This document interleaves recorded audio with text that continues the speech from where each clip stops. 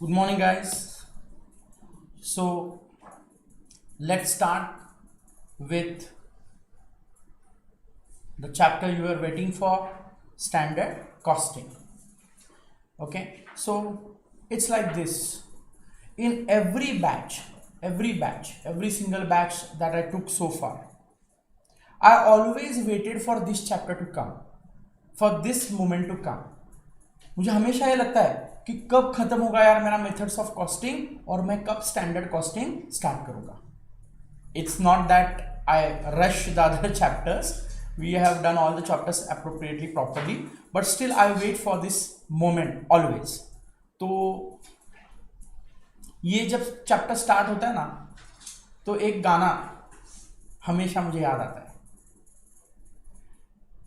And you also might have listened to that song. It's a very nice song from Kai Poche.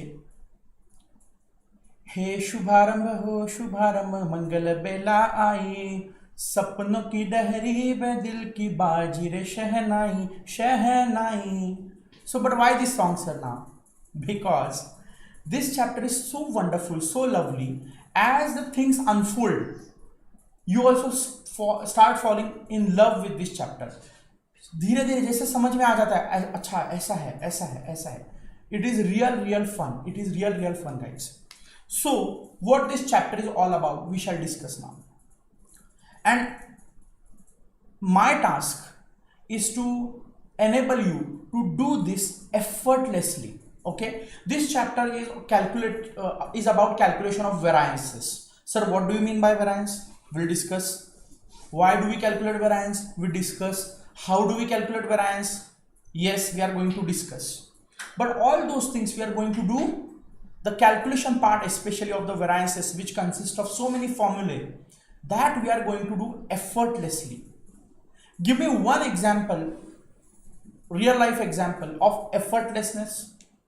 So if somebody asks me this question, the first thing that comes to my mind is Rohit Sharma, our cricket player. Why? Because whenever, see, in a player's life, the success and failure things happen, but whenever he plays well, you see his effortlessness.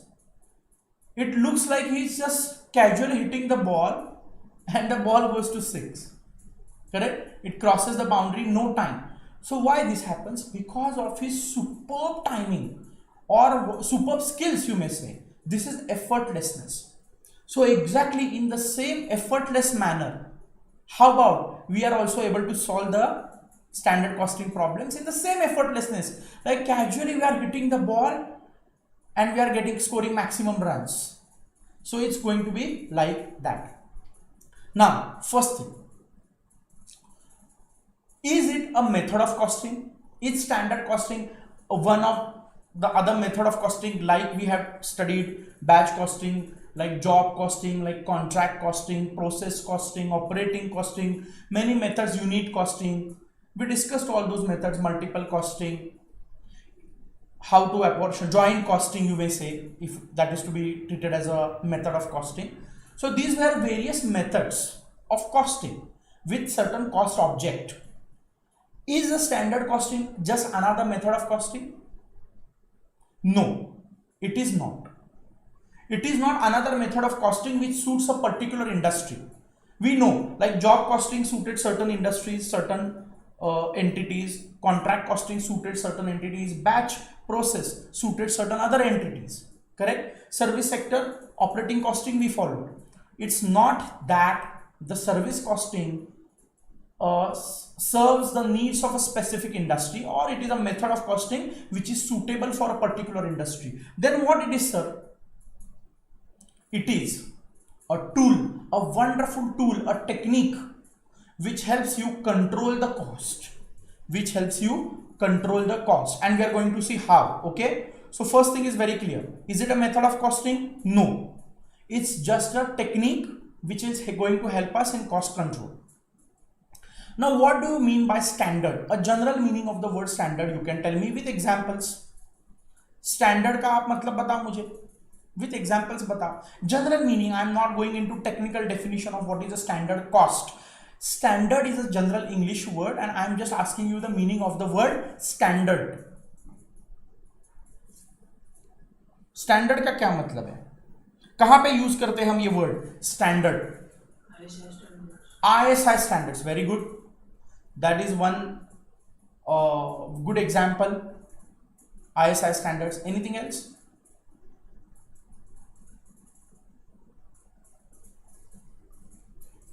ISI का full form है Indian standards institute, तो वहां पे word standard है. तो they have set certain standards, correct? And if those standards are met, those quality standards are met, then they allow their emblem to be used. We call it ISI mark, correct? So that is there. Any other example? Guys, standard of living. Now we talk about standard of living a lot, correct? Now what do you mean by standard of living? Yes. Yeah, the quality of life we may say, but we have to measure this quality of life because see, standard of living may be a mental state or maybe just a matter of perception. I may believe that I have wonderful or excellent standard of life, standard of living, but to some others maybe I am living a poor life or my standard of living is not up to the mark. So it may be a matter of perception, but yes, usually we measure the standard of living because by standard of living we are mainly referring to the physical life, how much facilities we have, how much comforts we have, that we are referring to, correct? Because we cannot talk about the inner things, we cannot talk about the mental state of a particular or psychological state of a person, but we can measure it going by the physical state. Means physical, by physical I mean all the material things that are around us, a car, a residence, infrastructure, all those things, correct? So but we measure a standard of living also using a certain criteria, and that is usually per capita income.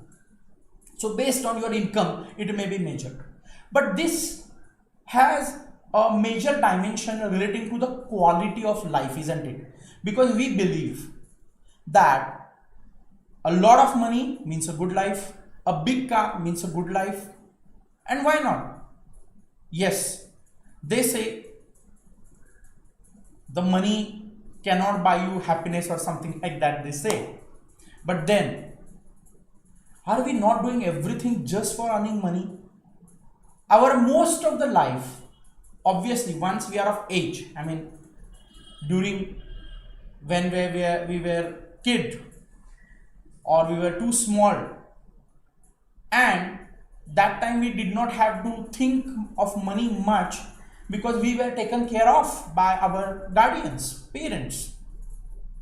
So in that case that's a different thing, but after that almost significant all major efforts are directed towards earning money, and we say money cannot buy happiness, whatever it is, whether it can buy, it cannot buy, we don't know, but that is all we want always, correct? So with the money measure, few things like standard of living can be measured, but it is referring to the quality of life, assuming that more comforts means more happiness, correct? However, when it comes to cost, now the same, see standards, there could be 100 examples to discuss. Trafficking standards, correct? Trafficking standards, like when, see, I went to US once is not a big deal, but maybe for me that's the only achievement. Maybe I'm just joking. So I tell you few examples because I found a lot of difference when I visited that time. I visited afterwards many a times, but when I visited for the first time, I found a lot of difference in many things that are happening around, and I observed carefully, and I could actually visualize that things are really different, and there are really few things which we should really, what we should value, we should appreciate. Like we blame them, Western culture, this and that, but there are many good things also into that, which we should actually appreciate, and we should learn also few things. So talking about trafficking standards, like when I was in US, the standards are different, and when I'm in India, the standards are altogether different. When I was in US, I could not hear the sound of horn for many days together. I traveled alone. I thought somebody will blow horn, someone will blow horn, my driver will blow horn. That did not happen. In extremely rare circumstances, they blow horn. That is their standard of, how to be on road. Do we do that? We travel 2 kilometers and blow horn 200 times. That's our traffic stand. But forget about the horn thing only, because see, in US, that's why when we go to US, obviously we are guided by so many people, so we can take care of ourselves. Otherwise things would be difficult for us. Like we get a driving license and we start blowing horn, somebody will come and shoot also, because you are rude. Blowing horn is treated as a rude behavior, and people don't like it. They have weapons, like, there is no licensed, no licensing of the weapons, so they have some of them. So that's the way it is. Then what happened is, I was actually accommodated in a lodge, and I was at a very top, like 9th or 10th floor I was. And from the window, and this was in Chicago, and from the window I could see a traffic jam. It's not that traffic jams only we witness, they also witness a lot of traffic jams, because there also the number of vehicles is immense, number of vehicles. So I could see a traffic jam, but believe me, it was such a disciplined traffic jam that I wanted to shoot it actually, but I did not have the very high capacity camera, so I could not shoot it properly, or could not take good pictures of it. But that time it was also fascinating, because suppose, let's say there are 6 lanes. So in a traffic jam also, the lane discipline was followed like anything. Like for example, every car was waiting with a distance of 1 or 1.5 feet, not like they are like touching each other. No, there was a distance maintained. If there is a bike also, the bike occupied the same space as the car. The bike did not do the lane cutting ki do car ke beech mein se nikal jao. No, it also waited patiently, and that was a fascinating thing to me. A stop sign, for example, those guys stop at the stop sign, means they know that the stop board is for the purpose of stopping. Suppose India में अगर stop के sign लगा दे, instead of few places where there is no requirement of a signal, where traffic is low, and they put a stop sign, are we going to stop, guys? Do you believe that we are going to stop? No. But is it that we do not have traffic rules, guys? We do have a traffic rules, yeah. So what happened is, once at 6 o'clock in the morning, I was going to the airport, and my cab actually stopped at a stop sign, and I was shocked. Like 6 o'clock in the morning, nobody's around. See, stop sign is basically for regulating a traffic. Wherever there is a crossing, they put the sign, and then you have to compulsorily stop, take a pause for a moment, see around, and if nobody is there, you can go. If there is somebody else coming from a opposite direction and he also stops at a stop sign, then the rule is whoever first comes to the stop sign should be given opportunity to go first. So suppose I come, the other vehicle has also just arrived 1 or 2 seconds before me, I wait, he goes, then I go. That's how it happens. And sometimes both like come at the same time, but they have, I don't know, civil sense you call it or whatever you call it, but they are like, they wait, they tell, give others opportunity, and then one of them leaves. Then in India, we do not have a traffic rules. We have if you go to the book, a law or regulations, you have all the rules and regulations there. The thing is how those are implemented. So we come to the standard costing this way. The first step is setting the standards, correct? First step is setting the standards. Second, by implementing, we mean that if your behavior, if anything that happens is not according to the standard, do you not need to ask the questions? Like if it's a traffic standards we are talking about, you need to punish. But otherwise, if we are talking about an entity, a business entity, an organization, do we not need to ask questions if the standards are not followed? And appropriate action, not necessarily firing the employee or something, but whatever is appropriate action, at least a question should be asked, an opportunity for improvement need to be given. Like that it should happen. So in an entity, what we are going to do is, first step, we are going to fix standards. We are going to fix standards. Now sir, what for किसके लिए हम standards बनाएंगे? क्या product cost के standards हम बनाएंगे? क्या selling price के स्टैंडर्ड्स हम बनाएंगे? क्या सेल्स क्वांटिटी का स्टैंडर्ड हम बनाएंगे? क्या प्रोडक्शन क्वांटिटी का स्टैंडर्ड हम बनाएंगे? So understand this, we are going to set standards for all elements of cost. For all elements of cost, we are going to set standards. Yes or no? Similarly, on the revenue side, we have sales. So for sales also, we are going to set standards. And do you believe that the sales and cost standards combined would give you the standards for profit also? So we are going to fix standards for everything. Sales के लिए हम standard बनाएंगे. Sales का value का standard एक होता है और सेल्स का मार्जिन का एक स्टैंडर्ड होता है, वो बनाएंगे. और कॉस्ट के लिए स्टैंडर्ड बनाएंगे. However, in our syllabus at this level, we are only restricted to cost standards. So हम लोग सेल्स के स्टैंडर्ड में नहीं जाने वाले, because that is not part of our syllabus. Similarly, we are not also going into the profit standards, क्योंकि sales का standard नहीं है, तो प्रॉफिट का स्टैंडर्ड्स मतलब मार्जिन वेरिएंसेस वगैरह उसमें भी हम नहीं जाने वाले, because that is also not part of our syllabus. So what is in our syllabus is material standards. मतलब when I say standards, first step is fixing standards. Second step is comparing standard versus actual.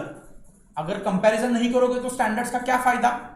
ये जो difference है standard versus actual, इसको हम actually बोलते हैं variance. मैं variance जो बोल रहा हूं ना, ये जो फर्क है दोनों में, किसमें? स्टैंडर्ड और एक्चुअल में जो डिफरेंस है उसको हम बोलेंगे वेरायंस. ये आपको कब पता चलेगा?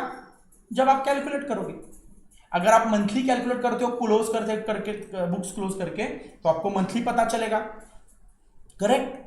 सो ये आपको पता चलेंगे वेरायंसेस का टोटल कितना है for a period when you actually compare the standards and actual. Is it clear? And what is the next appropriate action is taking corrective action. Taking corrective action. Okay guys, so कैसा होगा ये calculation? What we are going to do is, ये तो general theory का part हम देख लेंगे आगे, but what we are going to do is we are going to divide these variances, cost variances, into 4 parts. हम लोग इसको कितने पार्ट्स में डिवाइड करने वाले हैं? 4 पार्ट्स में डिवाइड करने वाले हैं. तो पहला पार्ट है मटेरियल कॉस्ट वेरायंसेस, दूसरा है लेबर कॉस्ट वेरायंसेस, तीसरा ओवरहेड्स है, लेकिन ओवरहेड्स को हम फर्दर डिवाइड करते हैं into variable overheads and fixed overheads. Variable overheads and fixed overheads. Usually in most of the entities, the variance calculation is done for overheads. Whenever it is done, it is usually done only for production overheads, because selling and admin overheads are usually fixed in nature, correct? The selling, some part may be variable, but majority part is fixed in nature. So उसका अगर variance निकालना ही है तो expenditure variance एक ही variance आएगा. लेकिन mainly when we are talking about overheads, we are talking about production overheads. Okay, so ये material के कॉस्ट वेरिएंसेस में I ask you simple question, whether it will consist of a direct material और indirect material और both. When I say material cost variances, will you consider direct material, indirect material or both?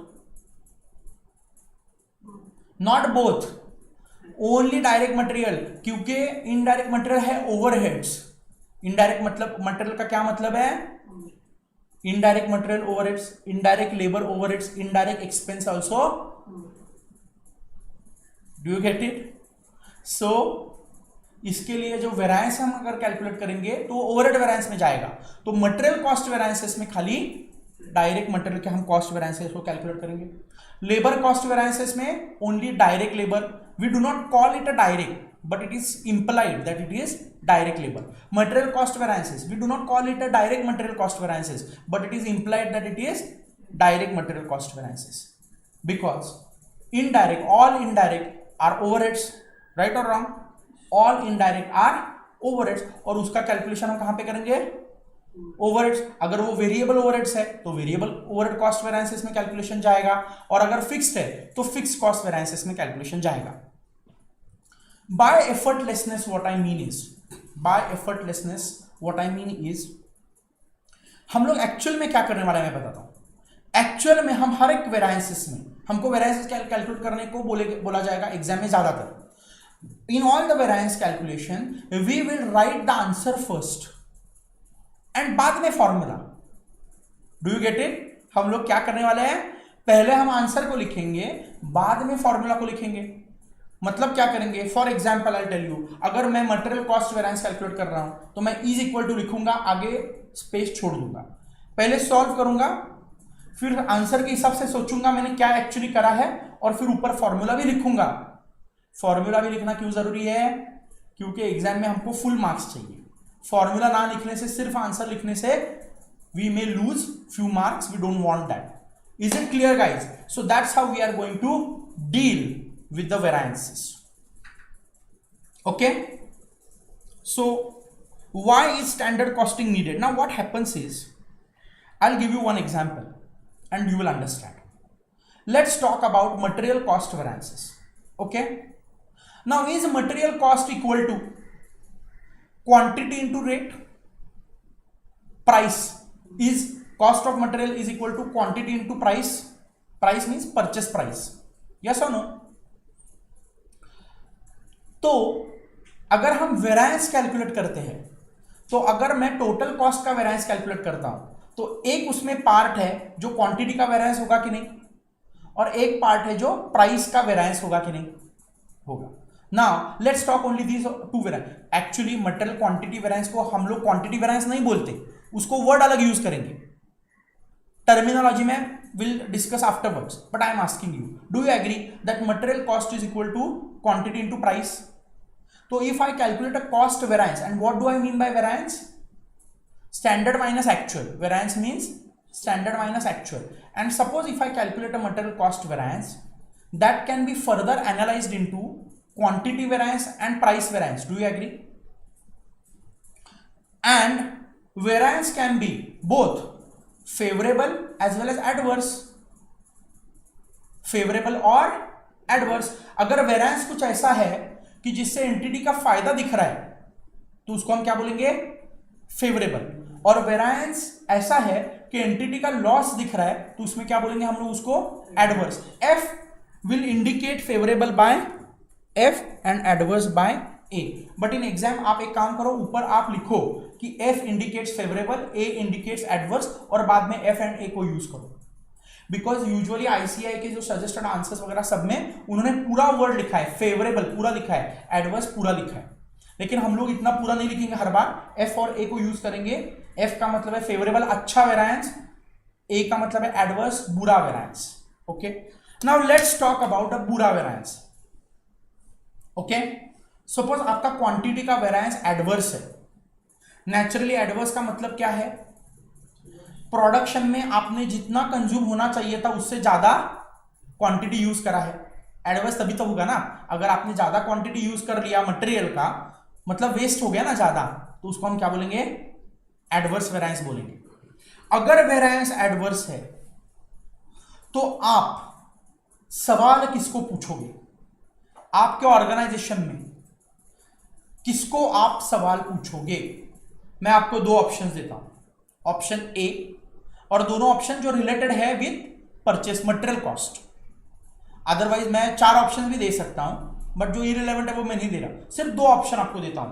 Quantity का adverse variance है and you want to fix the responsibility, you want to ask the responsible person who that responsible person would be.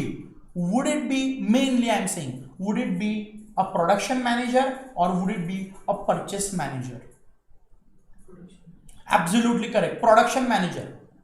आप purchase manager को पूछने जाओगे यार material usage variance, उसको हम बोलते हैं क्वांटिटी वेरिएंस, वो एडवर्स है, तो परचेस वाला बोला, अरे भाई मेरा काम है परचेस करके लाके देना। उनको पूछो उन्होंने क्यों ज्यादा क्वांटिटी यूज करी है, क्यों ज्यादा डिमांड करी है क्वांटिटी, राइट। सेकेंड, अगर प्राइस वेरिएंस एडवर्स है तो नेचुरली आप किसको सवाल पूछोगे? प्रोडक्शन मैनेजर को पूछोगे या परचेस मैनेजर को? Then you will ask a purchase manager. आप क्या पूछोगे? For example, let's take a simple example.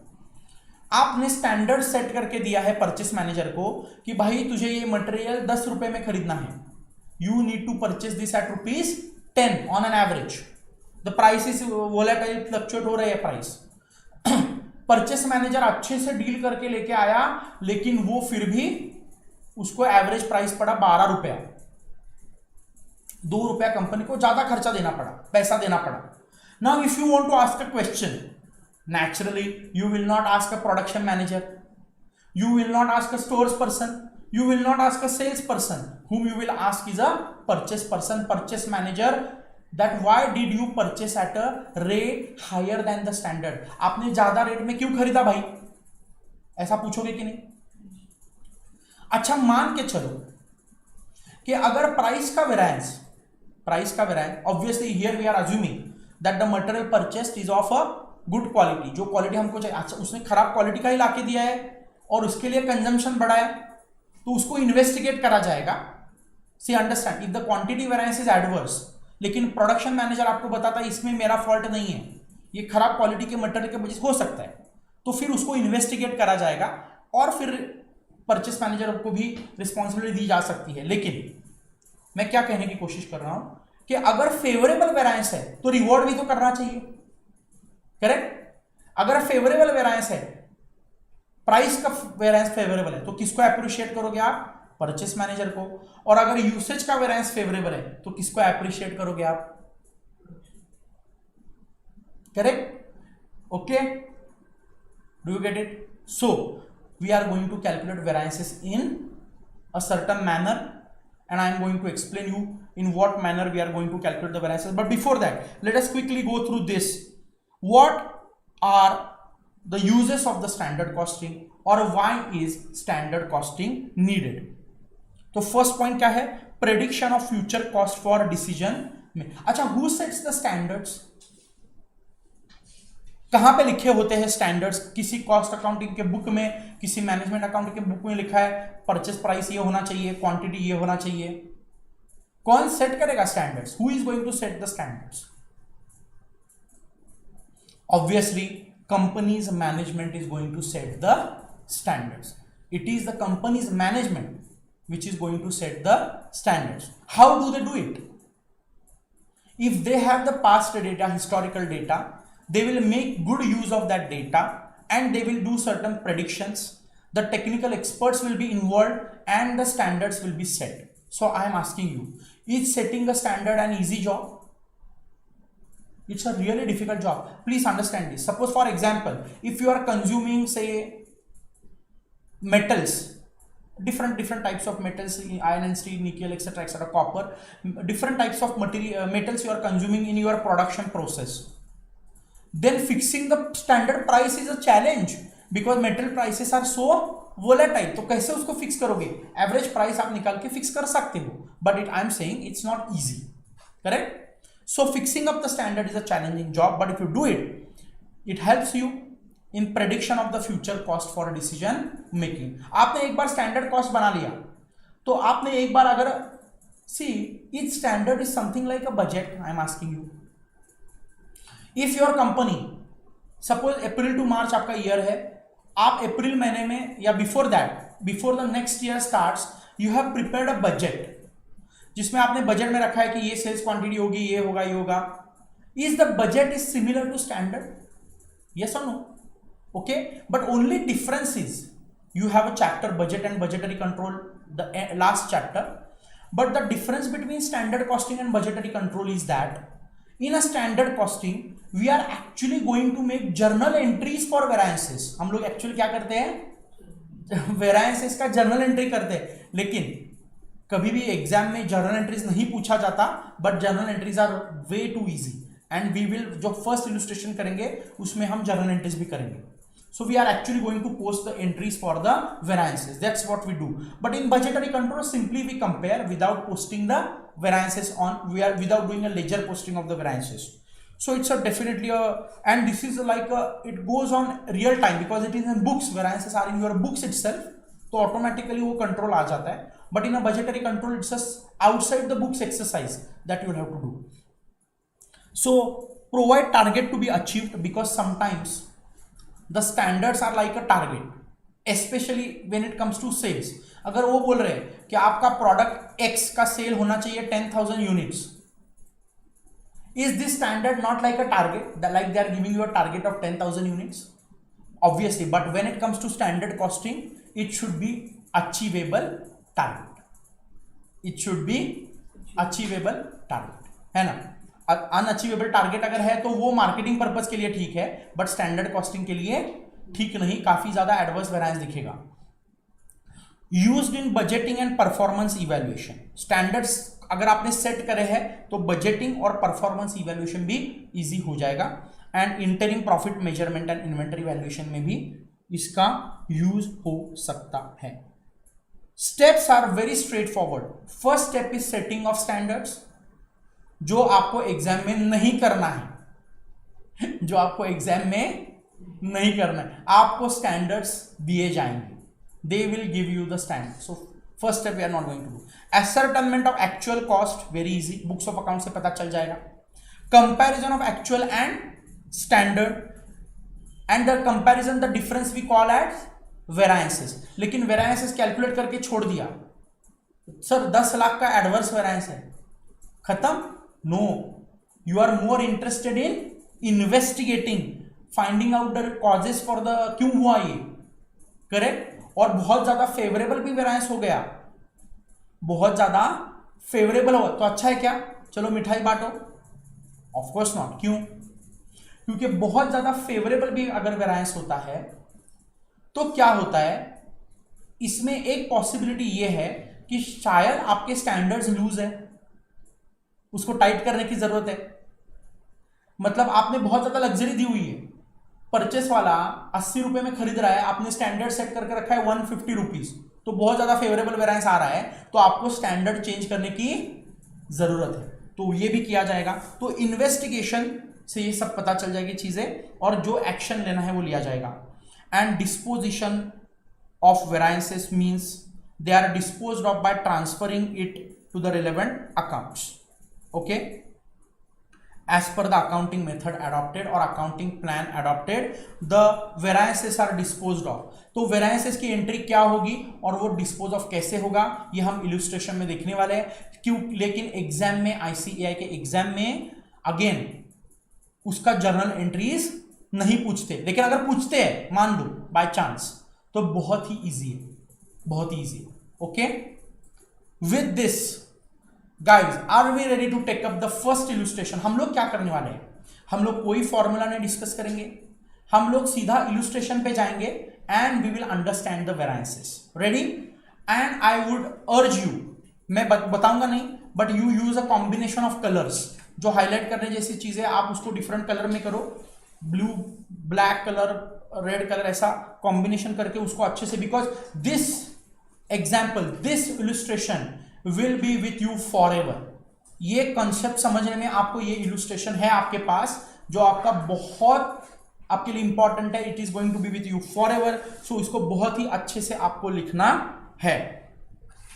You understood the steps?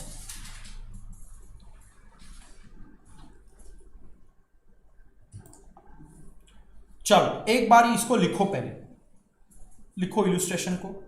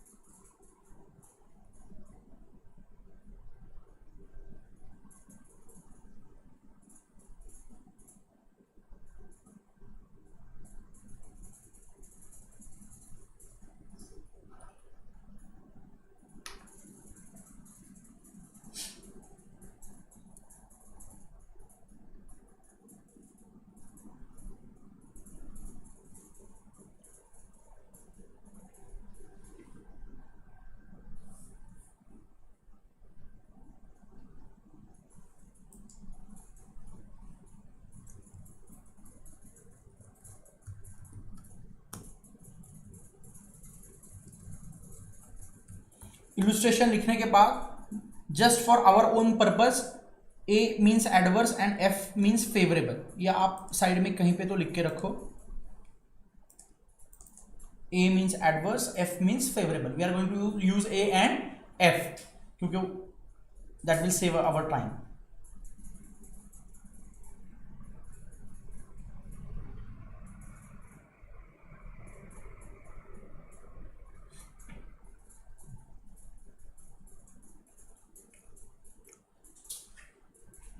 लिख लिया? इलस्ट्रेशन पूरा लिख लिया? Okay, so let us first understand this illustration. Obviously question नहीं बताया, क्वेश्चन क्या है?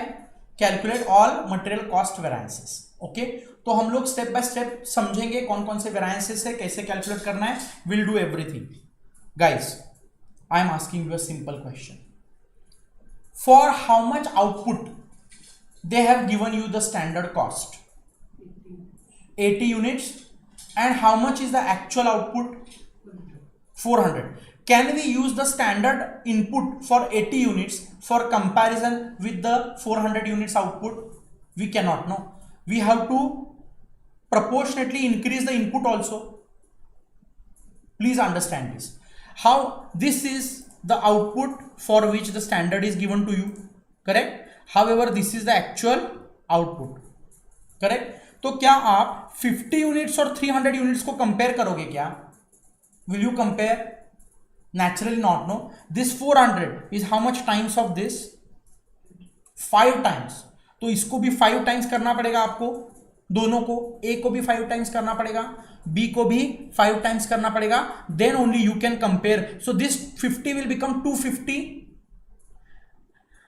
and this is 300. This 50 also will become 250 and this is 350. okay, तो 250 हम लोग कंपेयर करेंगे 300 और 350 से, then only it becomes comparable.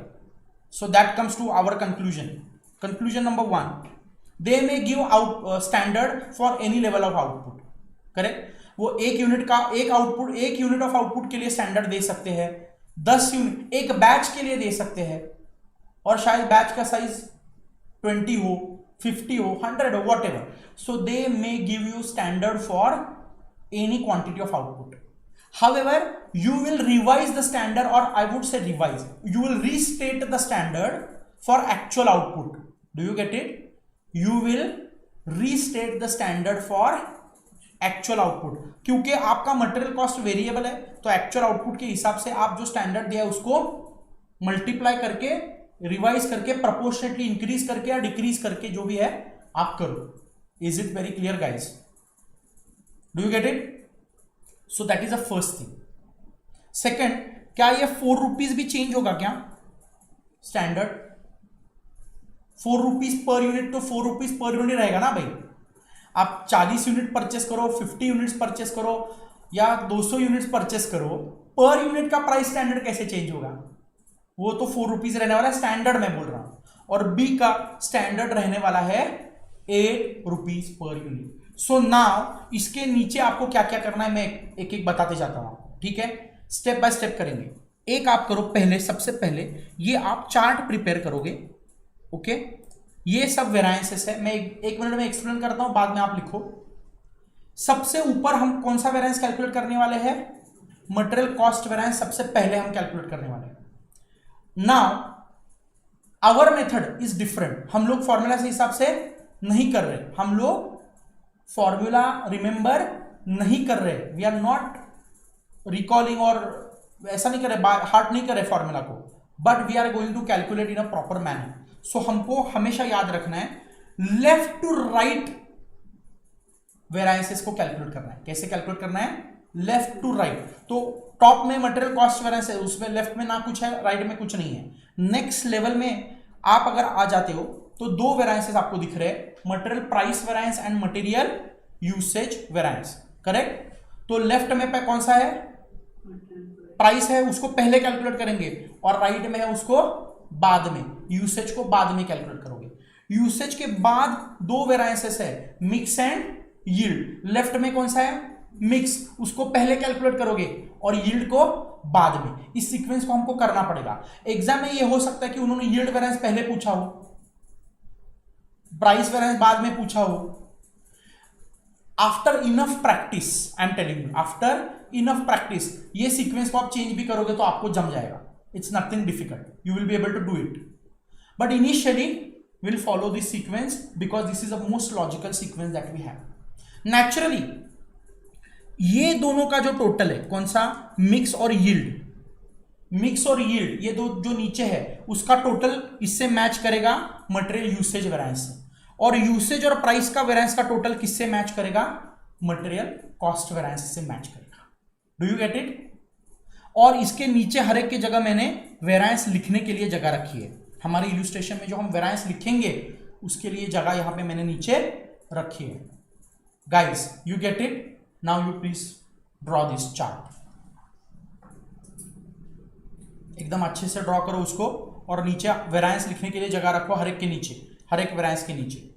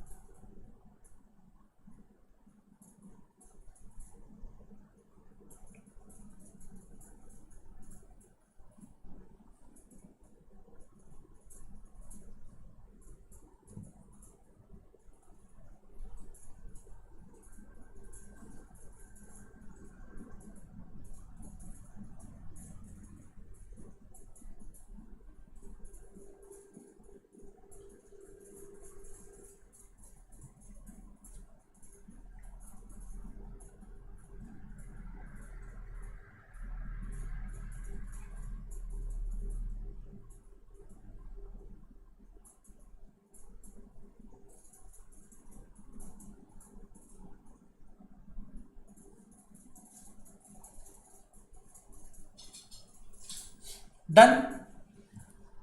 Now मैंने जैसे आपको बताया, as I told you, we are also going to make the journal entries post the वेरायंसेस।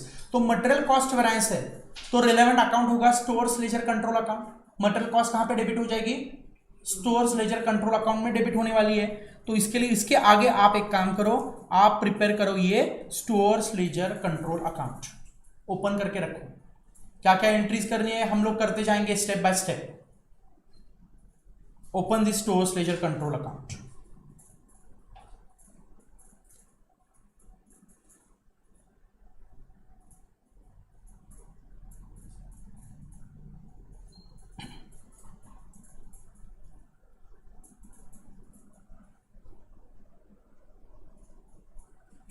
Perfect. This won't take too long. 7 to 8 lines would be sufficient. इसके बाद हमारा standard format वाला table, मैं आपको I explain to you in a little quick and then you will draw this table. This is very important because this will help us calculate everything. So how it goes is, okay, please listen, see this. Given standard is for 80. तो यहां पे जो मैंने bracket में लिखा है ये क्या है, ऊपर आउटपुट है, ये क्या है, आउटपुट है, फिनिश गुड्स का आउटपुट है। और यहां पे मैंने 400 क्यों लिखा और यहां पे 400 क्यों लिखा, क्योंकि एक्चुअल आउटपुट कितना है, 400। तो क्या इस गिवन स्टैंडर्ड को मैं इस्तेमाल नहीं करूंगा, मैं इस रिवाइज स्टैंडर्ड को इस्तेमाल करने वाला हूं, करेक्ट, मैं इस रिवाइज स्टैंडर्ड को इस्तेमाल करने वाला हूं। तो guys you help me, are there two types of material, A and B, correct. तो एक काम करता हूं, कन्वीनियंस के लिए मैं बी को यहां पे लिखता हूं, ठीक है। एक्चुअल ये फॉर्मेट हम जब यूज करेंगे तो ऐसा नहीं करेंगे, only for convenience right now ये 2-3 जगह मुझे थोड़ा कैलकुलेशन लिखने के लिए चाहिए तो मैं छोड़ रहा हूं, ठीक है। एग्जाम में थोड़ा अलग करेंगे, शॉर्टकट तरीके से करेंगे, but for right now for understanding we are doing this. तो 80 के लिए ए का क्वांटिटी कितना बोल रहे हैं, 80 के लिए फॉर 80 50, और बी का रेट में यहां पे कॉलम ही नहीं करा है, क्यों, क्योंकि एक ही रेट रहने वाला है, 4 and 8। Is it 4 and 8 guys, okay. तो ये रहने वाला है आपका रेट। ना अगर 80 के लिए 50 क्वांटिटी है तो 400 के लिए कितना, और बी का भी कितना आना चाहिए, तो 250 इंटू 4 जरा बताओ कितना आता है, and 250 into 8 is, if I take a total,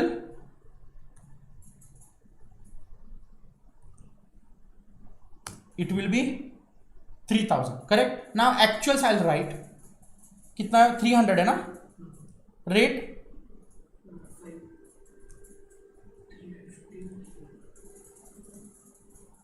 350 है, और 7, will you tell me the total,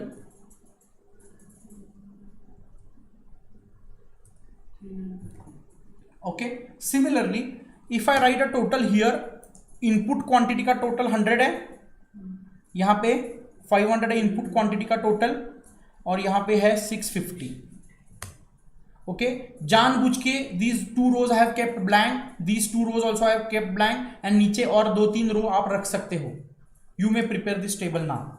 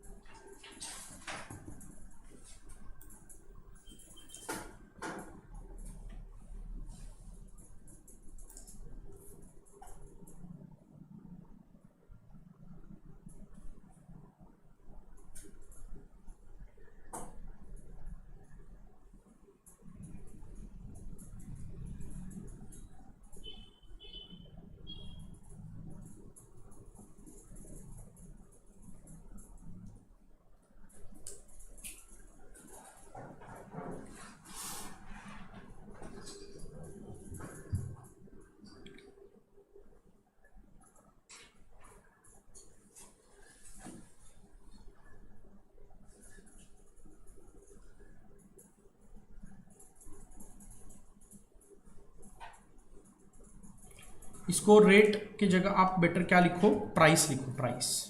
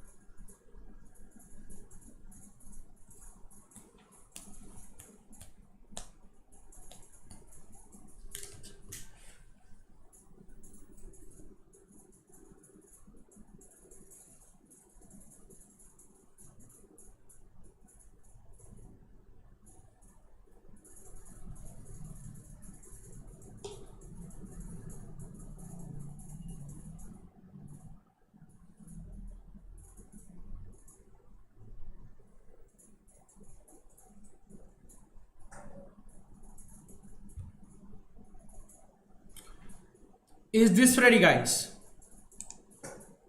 Okay, so now our real exercise of calculating variances start. Okay, please understand this.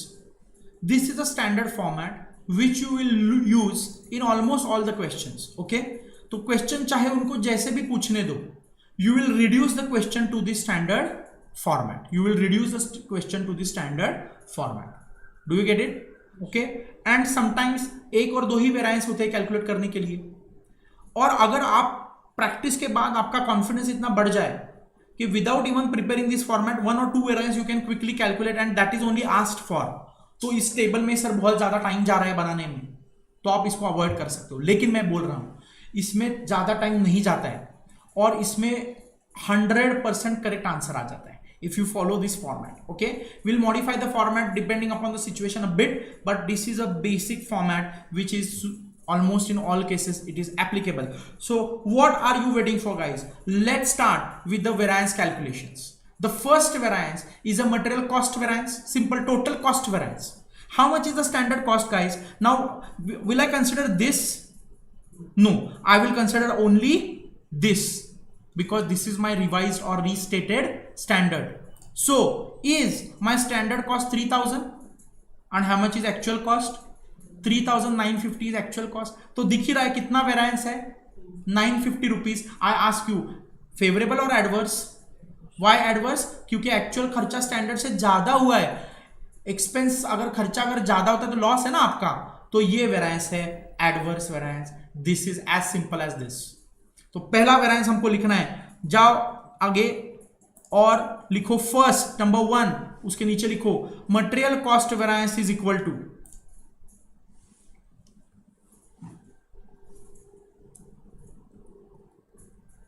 3000 minus 3। अच्छा एक काम करो यहां पे ऊपर एक लाइन छोड़ो फॉर्मूला लिखने के लिए, बाद में फॉर्मूला लिखने वाले हम लोग। Leave a little space for that.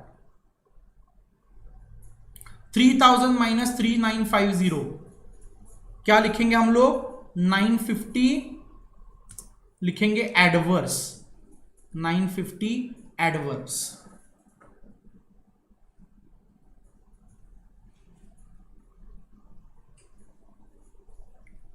Correct? Now we will move on next to our material price variance. Now variance typically means comparison between standard and actual. तो आप चाहे जो भी नीचे जितने भी वेरिएंसेस है ना, जितने भी वेरिएंस हम लोग कैलकुलेट करने वाले हैं, जैसे कि मैंने बताया प्राइस, यूसेज, और यूसेज का आगे एनालाइज करेंगे मिक्स एंड यील्ड। तो ये सारे वेरिएंसेस कैलकुलेट करने के लिए एक फॉर्मूला कॉमन ये है, स्टैंडर्ड माइनस एक्चुअल। तो ये जो मैंने जितने भी ब्रैकेट्स बनाए हैं उसमें हर जगह में क्या होगा? Standard minus actual, standard minus actual, standard minus actual, हमेशा यही होगा, स्टैंडर्ड माइनस एक्चुअल ही होगा।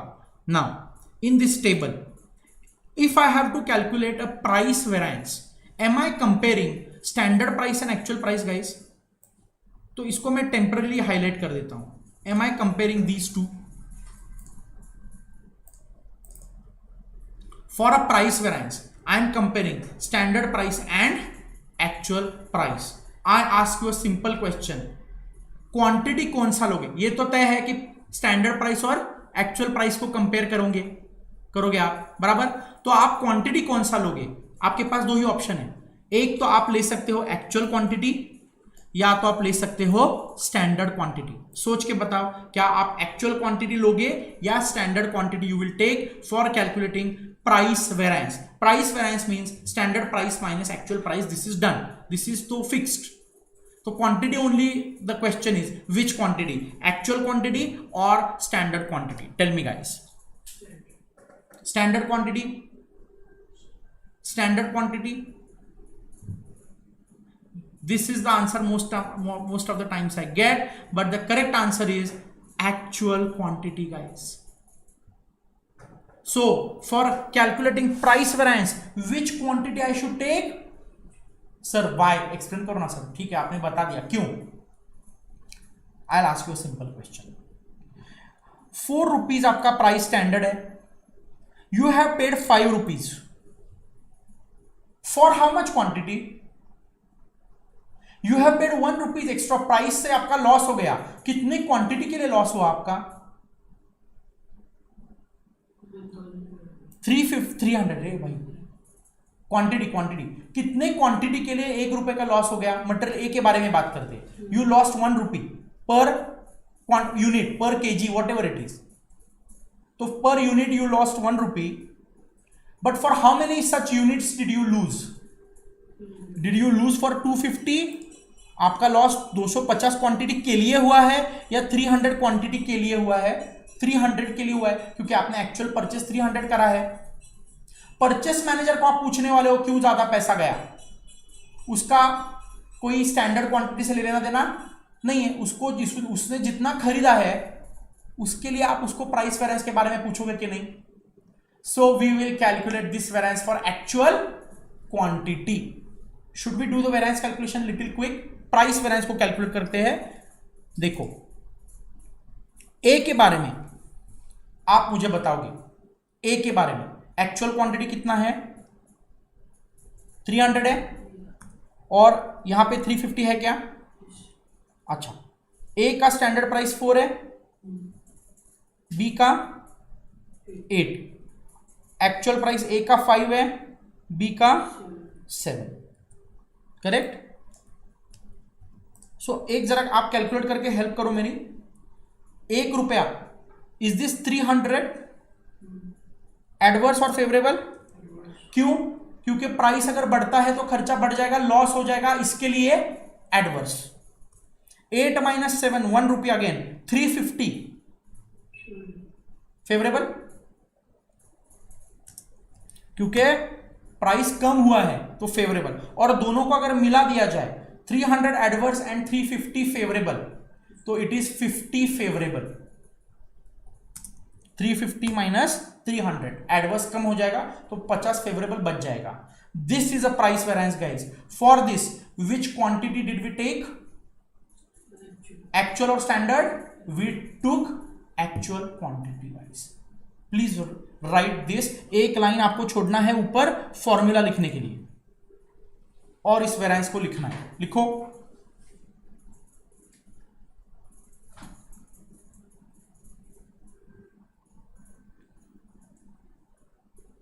But while writing again try to tell your brain, हाँ मैंने ये कैलकुलेशन करा है, मैंने ये करा है, ऐसा मैं कर रहा हूं। Just don't copy it, just tell yourself what you are doing.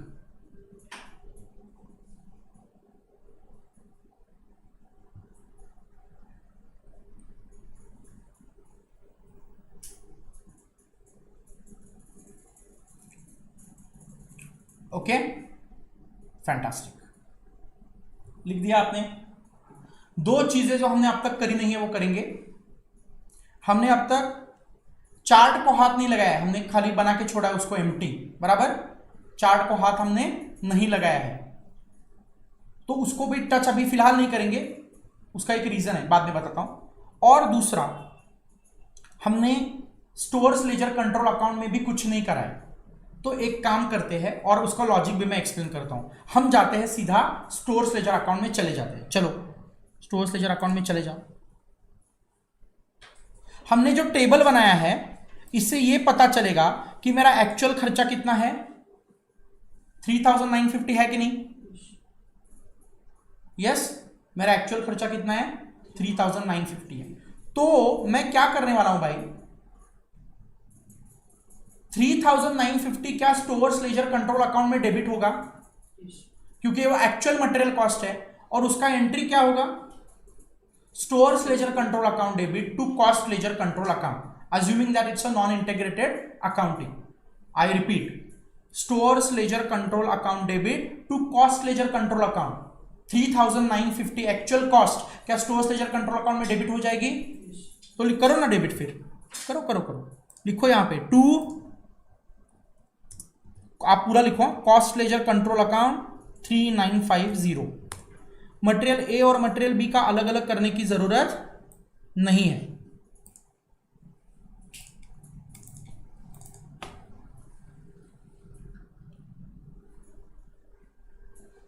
This is for our understanding that how the things will happen.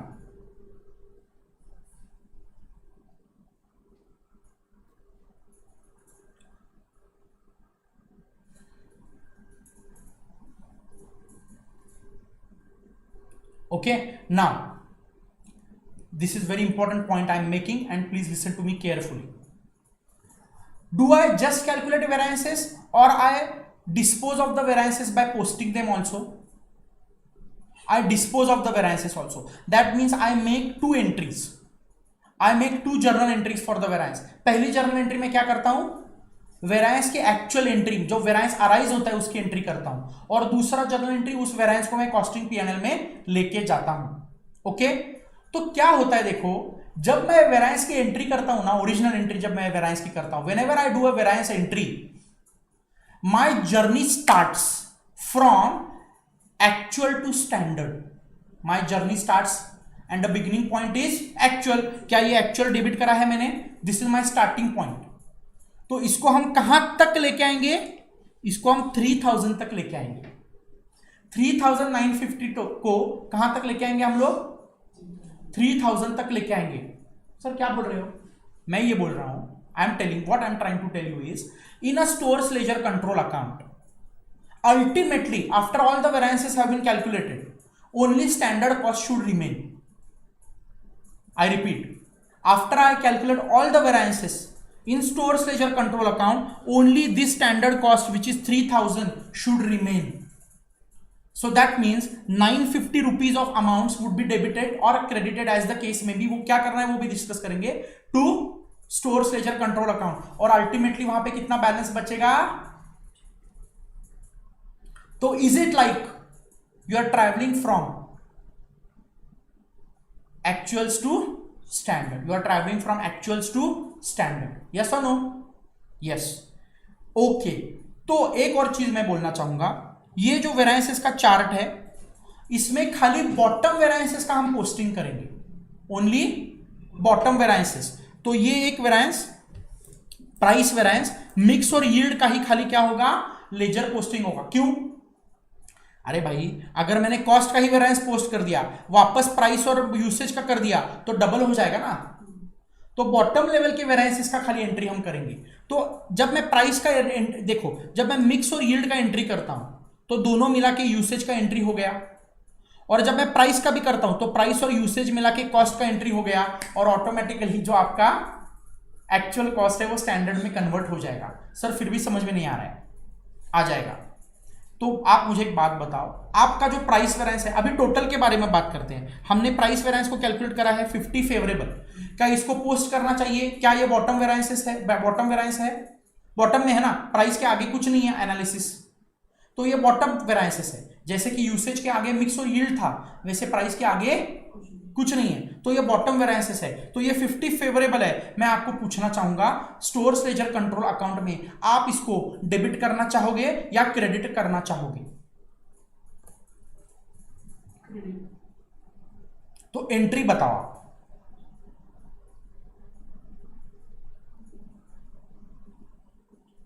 मतलब 50 फेवरेबल है ना। मैं एक सिंपल चीज पूछता हूं, ये 50 फेवरेबल मैं यहां पे डेबिट में लिखूं, यहां पे 50 लिखना चाहिए या यहां पे लिखना चाहिए? ये बात बस बताओ, डेबिट साइड में लिखना चाहिए स्टोर्स लेजर कंट्रोल अकाउंट के पे, या क्रेडिट साइड में लिखना चाहिए? क्रेडिट साइड में। Do you also agree credit side में? The answer is no. देखो हमेशा whenever I ask a question, the obvious answer is wrong answer, but I will explain to you why. सोचते हैं जरा, देखते हैं डेबिट होना चाहिए या क्रेडिट होना चाहिए। 2-3 लॉजिक अप्लाई करते हैं इसके लिए। फर्स्ट लॉजिक, क्या यह प्राइस वेरायंस जो है, वेरायंस इटसेल्फ इज फेवरेबल? तो क्या फेवरेबल का मतलब इट्स लाइक एन इनकम, तो इनकम का खुद का क्रेडिट बैलेंस होना चाहिए। तो अगर इनकम का खुद का क्रेडिट बैलेंस होना चाहिए तो मटेरियल प्राइस वेरिएंस आप क्रेडिट करोगे, तो डेबिट क्या होगा?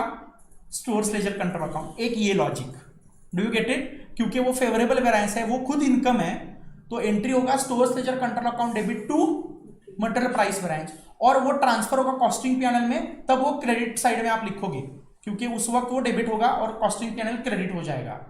Do you get it? Second logic, your journey is from actual to standard. ये 3950 जो है ना, ये आप कहां किस में कन्वर्ट करोगे? 3000 में कन्वर्ट करोगे, बराबर।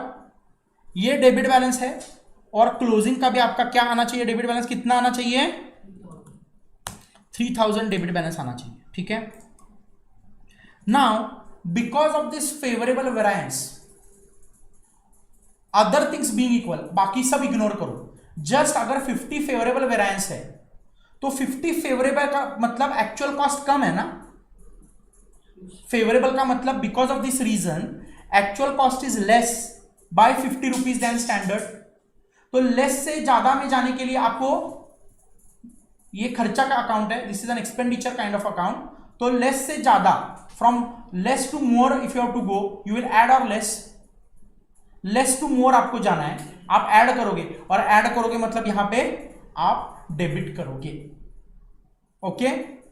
You understand both ways, favourable variances will be debited to this account. फिलहाल we are only talking about material, but this is applicable in all cases, but let's talk only about material. So आप what you waiting for, you write here to material price variance 50, यहां पे आप चाहो तो bracket में लिखो favourable है, इसके लिए हम यहां पे लिख रहे हैं, and then it will be transfer to costing P&L account, that's a different thing, उसकी एंट्री लिखने की जरूरत नहीं है, करेक्ट। तो इसका इफेक्ट क्या हो गया, उसको टेबल में लिखते हैं। इसका इफेक्ट ये हो गया कि यहां पे आपका 50 ऐड हो गया,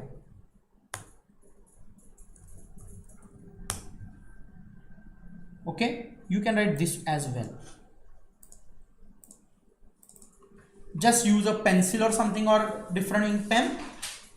This is the effect of the first variance that we calculate, bottom variance, that is price variance.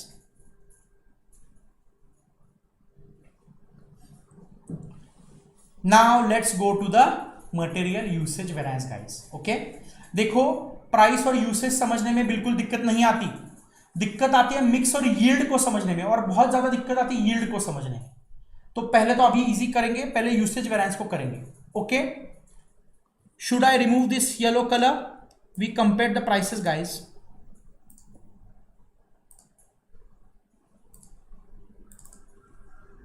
Now usage variance means quantity variance, do you agree. तो we are going to compare quantity and, now I'll color this, now we going to compare standard quantity versus actual quantity, ये बात तो तय है। the question is which price, actual price और standard। आप एक ऐसा कर सकते हो आप कि जो ऑब्वियस लग रहा है उसका उल्टा आंसर हो सकता है, बट आपको कोई लॉजिक लग रहा है तो देखो, I repeat the question, for usage variance you are comparing standard quantity versus actual quantity. I ask you a simple question, which price, actual price you will take or standard price you will take? Price से तो multiply करना पड़ेगा quantity difference को, तो price standard लेना चाहिए या actual लेना चाहिए, ये क्वेश्चन है मेरा। स्टैंडर्ड लेना चाहिए, व्हाई?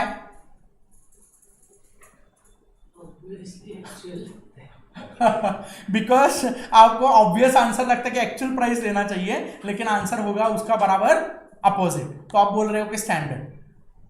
लेकिन next question will be why standard और actual, first tell me, clarify this, standard और actual. So listen to me guys, बहुत ज्यादा नहीं खींचता इसमें। Yes, you will have to take standard price and not the actual price, because I'll tell you the reason why, okay। It's very simple.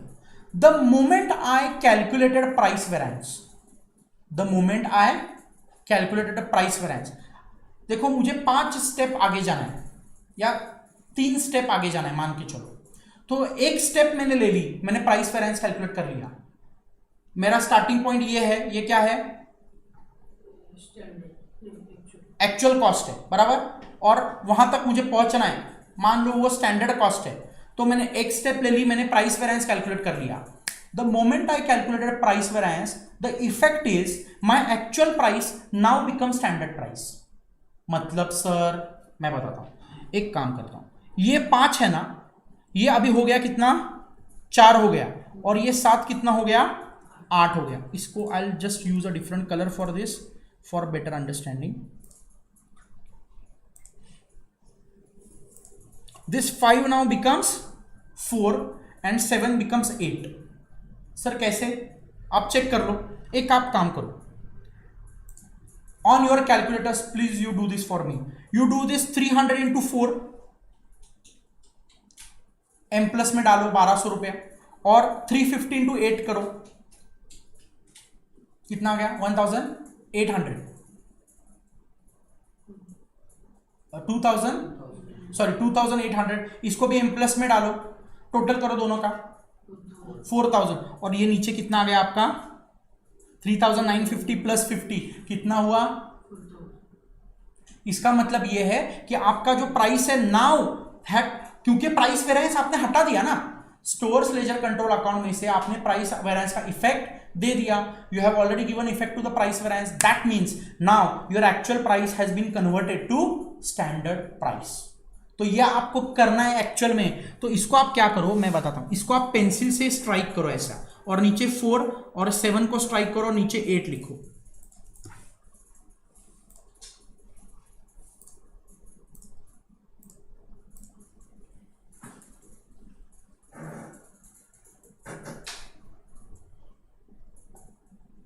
Five becomes 4 and 7 becomes 8 after this price variance.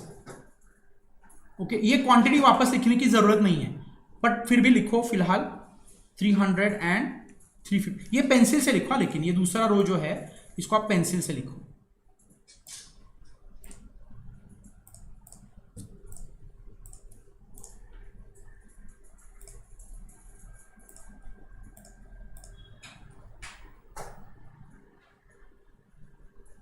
ठीक है, amount की column में लिखने की जरूरत नहीं है.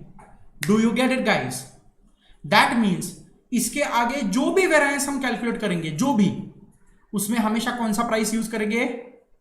Standard. That's why which price I use for this usage variance? Standard price. तो करें एक बार इसको. चलो,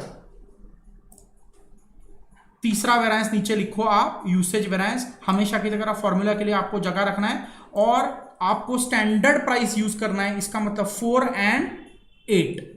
ठीक है, पहले बताओ मुझे, बाद में लिखो गाइस. फर्स्ट यू हेल्प मी. यहां पे मैं क्या एक्चुअल क्वांटिटी को लिखूं? Sorry, standard versus actual. Standard quantity को लिखूं, इज इट 250 एंड 250, और यहां पे एक्चुअल क्वांटिटी क्या है? 300 एंड 350. तो पहला वाला बताओ जरा कैलकुलेशन.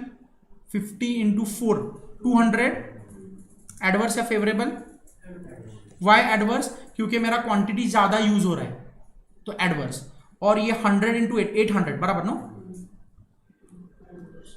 Is it adverse? तो टोटल कितना हो जाएगा? एक बार चेक कर लेते हैं. 1000 एडवर्स माइनस 50 फेवरेबल, 950 एडवर्स. मतलब ये टैली हो रहा है. Now you right this material usage variance को लिखो.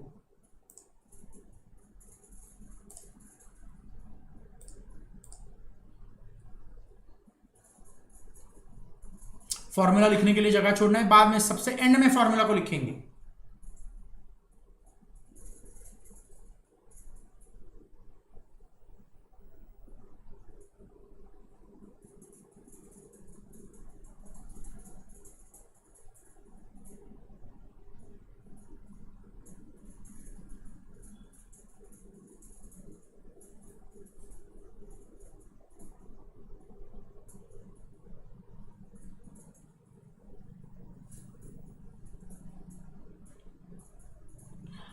अगर आपने अब तक ऑब्जर्व करा होगा तो यूजुअली ये कैलकुलेशन में जहां पे निगेटिव साइन आता है वो एडवर्स वेरिएंस है, और अगर पॉजिटिव साइन आता है तो वो फेवरेबल वेरिएंस है. और यूजुअली ऐसे ही होगा कॉस्ट वेरिएंसेस में.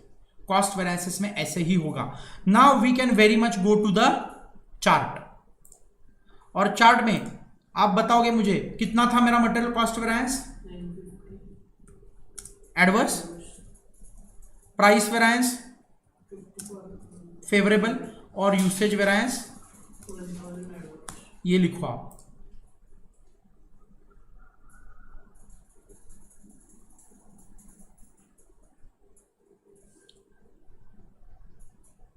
और हमेशा एग्जाम में भी क्रॉस चेक करते जाना है, दो वेरिएंसेस का टोटल पहले से मैच हो रहा है कि नहीं. क्या इसको पोस्ट करेंगे यूसेज वेरिएंस को लेजर अकाउंट में? नहीं नहीं, ये बॉटम वेरिएंस नहीं है। मिक्स और यील्ड को पोस्ट करेंगे। 3 बॉटम वेरिएंस ये है, प्राइस, मिक्स और यील्ड। तो मिक्स और यील्ड को कैलकुलेट करके पोस्ट करेंगे, ठीक है।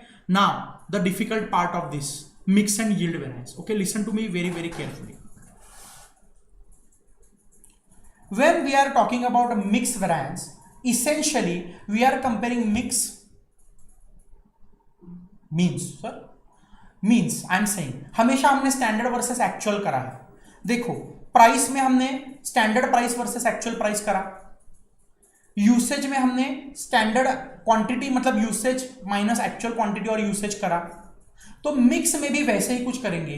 तो मिक्स में मैं क्या करने वाला हूं, मैं करने वाला हूं standard mix versus actual mix.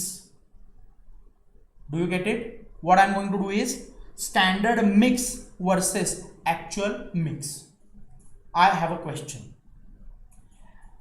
हमको ये तो पता है कि मिक्स 1:1 है। देखो ना, आप टेबल देखो, 50-50 इसका मतलब 1:1, 250-250 का मतलब 1:1, ए और बी 1:1 है, लेकिन यहां पे 1:1 नहीं है। दैट मीन्स क्या मिक्स चेंज हुआ है? देखो क्या होता है, देखो 1:1 अगर है और आपका मिक्स चेंज होता है, 1:1 की जगह 2:3 हो जाता है, तो उसके जगह because of that the variance happens. Now what happens is because the mix changes, it may change favourably also and it may change in an adverse manner, unfavourably also. कैसे? अगर देखो महंगा वाला मटेरियल का क्वांटम बढ़ गया तो वो एडवर्स हो जाएगा, और उल्टा हो गया, सस्ता वाला कंपोनेंट का प्रपोर्शन बढ़ गया और महंगे वाले का कम हो गया तो वो फेवरेबल भी हो सकता है। और प्राइसेस तो हमने ऑलरेडी स्टैंडर्ड में कन्वर्ट कर दिए हैं, करेक्ट? तो ये देख के क्या आपको पता चलता है महंगा वाला मटेरियल कौन सा है, इसमें ए है या बी है? बी का 8 रुपया स्टैंडर्ड प्राइस है और ए का 4 रुपीज, तो बी महंगा वाला है। और 1:1 में ओरिजिनल 1:1 चाहिए था, महंगा वाला बढ़ा है कि नहीं देखो। तो ये वेरिएंस क्या होगा मिक्स का? मिक्स वेरिएंस क्या होना चाहिए? एडवर्स होना चाहिए। हम चेक करते हैं एडवर्स होगा कि नहीं। तो is it clear what is the meaning of the mix variance? Change in proportion of the two materials that is used, correct? और वो एडवर्स भी हो सकता है, फेवरेबल। अगर महंगा वाला मटेरियल बढ़ेगा प्रपोर्शन में, एडवर्स हो जाएगा। ना standard mix versus actual mix करना है। आई ask you standard mix for which quantity guys? Standard quantity or actual quantity? Or let me simplify this question for you. Standard mix for 500 or standard mix for 650? Question समझ में आ गया?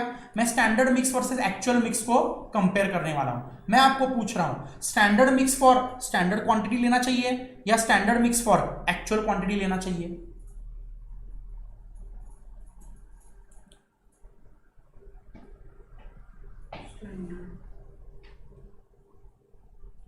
तो let me be very clear, standard mix is to be taken for actual quantity, क्योंकि मेरे पास अभी भी actual quantity ही है। क्या इसको स्टैंडर्ड में मैंने कन्वर्ट करा है क्या? नहीं। तो जब तक मैं स्टैंडर्ड में क्वांटिटी को कन्वर्ट नहीं करता तब तक मैं वही क्वांटिटी को यूज करूंगा। कौन सी क्वांटिटी को यूज करूंगा? एक्चुअल क्वांटिटी को। और वैसे भी स्टैंडर्ड क्वांटिटी तो वैसे भी स्टैंडर्ड मिक्स में है, तो उसको वापस करने का क्या मतलब है? वो तो वैसे भी स्टैंडर्ड मिक्स में है।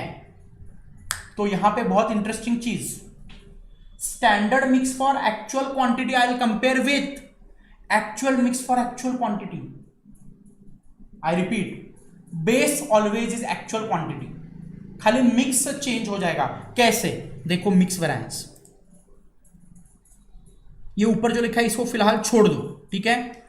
स्टैंडर्ड प्राइस को यूज करूंगा 4 और 8 को ही, नहीं यहां पे नहीं, सॉरी, 4 और 8 को ही यूज करूंगा, करेक्ट? स्टैंडर्ड मिक्स और actual mix. Now I ask you, यहां पे 650 का अगर स्टैंडर्ड मिक्स करा जाए तो वो क्या आधा 1:1 होगा? क्या वो 325 होगा? यस और नो? यस।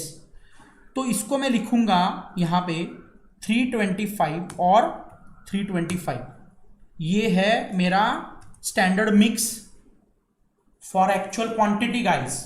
और एक्चुअल क्वांटिटी मतलब actual mix for actual quantity. यहां पे अगर मैं टोटल करता हूं तो इसका टोटल भी कितना आएगा 650 आएगा और इसका टोटल भी कितना आएगा 650। खाली मिक्स में चेंज है, ये है स्टैंडर्ड मिक्स और ये है actual mix. Do you get it guys? Do you get it? तो जरा मेरी हेल्प करो, बाद में मैं आपको बताता हूं क्या लिखना है आपको। तो फर्स्ट मुझे बताओ 100 फेवरेबल आ रहा है और दूसरा 200 एडवर्स आ रहा है। तो अगर टोटल करें तो क्या आ रहा है 100 एडवर्स आ रहा है। ठीक है, तो आपको क्या लिखना है और मैं वापस में एक बार एक्सप्लेन कर देता हूं, डोंट वरी। आपको पहले लिखना है standard mix for actual quantity और actual quantity in standard mix, one and the same thing. तो देख मुझे बताओ क्या 650 टोटल क्वांटिटी है इनटू आप 1/2 लिखो या 50/100 लिखो, मतलब इस टेबल में 50/100 हो जाएगा या 250/500 हो जाएगा, जैसे आपकी मर्जी लिखो। फिलहाल मैं 250/500 लिखता हूं। ये हो जाएगा ए का आपका स्टैंडर्ड मिक्स कितना आता है 325 और बी का भी सेम, क्योंकि 1:1 है। Not necessarily in all questions it is 1:1 ना, ये 2:3 हो सकता है, 40%, 60%, कैसे भी हो सकता है। तो ये वेरिएंस मैंने 2 स्टेप में कैलकुलेट करा है। पहला स्टेप मैंने क्या करा, standard mix for actual quantity और actual quantity in standard mix, और ये दोनों ये आप रेड में लिख सकते हो बाद में, क्योंकि ये जस्ट मैं बता रहा हूं टोटल कि इसका टोटल भी 650 है, इसका टोटल भी 650 है, दोनों एक्चुअल क्वांटिटी है। ये है स्टैंडर्ड मिक्स और ये है एक्चुअल मिक्स। ओके, इतना। और ये RSQ क्यों लिखा है फिलहाल लिखो, बाद में बताता हूं RSQ क्यों लिखा है। ठीक है, फिलहाल सिर्फ लिखो। तो ये कंप्लीट करो mix variance. I'll explain it again. First you please write this.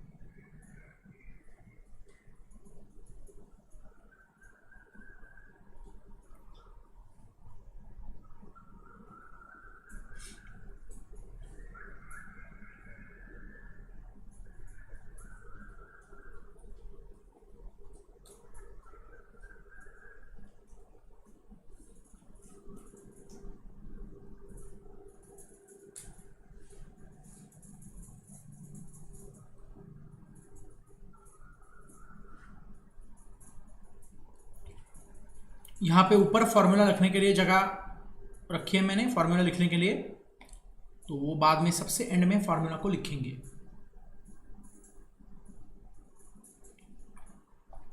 और मैं खुद भी कभी फॉर्मूला को याद नहीं करता, it just comes automatically.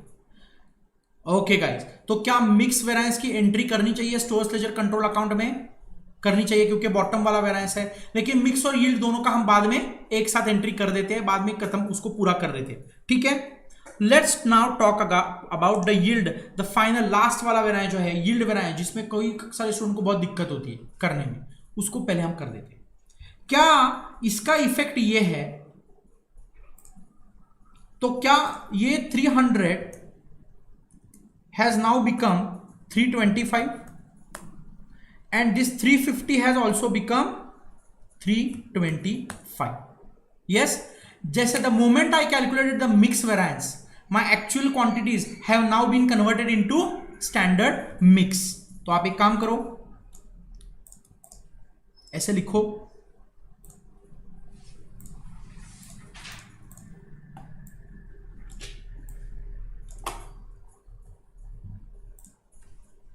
$300 now becomes $325 and $350 also becomes $325।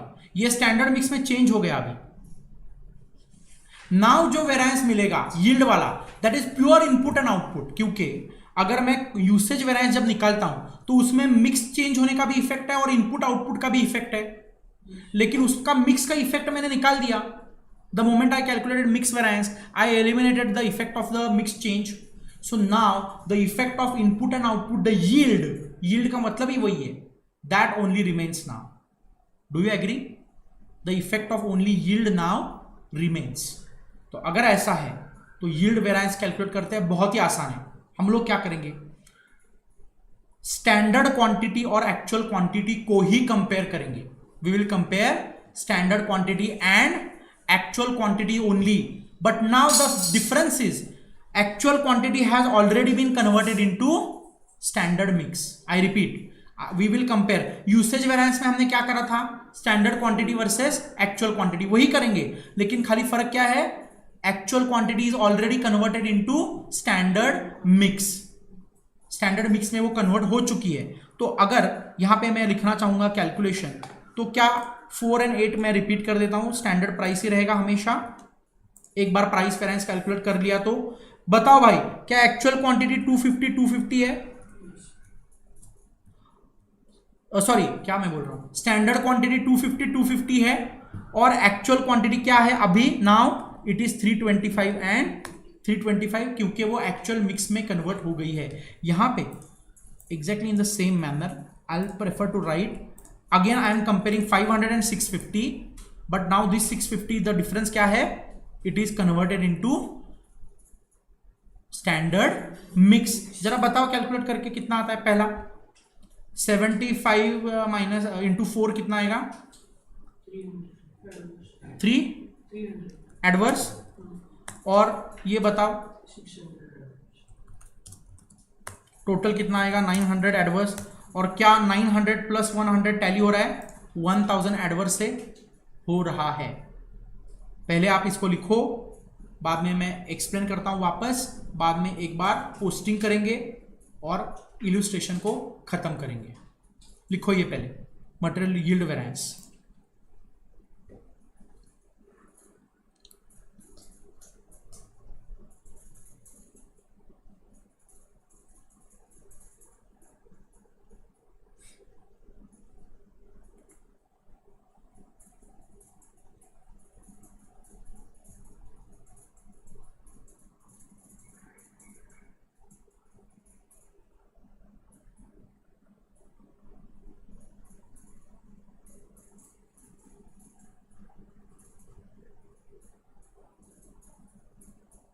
Okay, ठीक है, तो विल गो टू चार्ट। ये कितना था, 100 एडवर्स लिखो यहां पे, और यहां पे लिखो 900 एडवर्स। जो हमने अभी मिक्स और यील्ड वेरिएंस को कैलकुलेट करा है वो यहां पे लिख दो।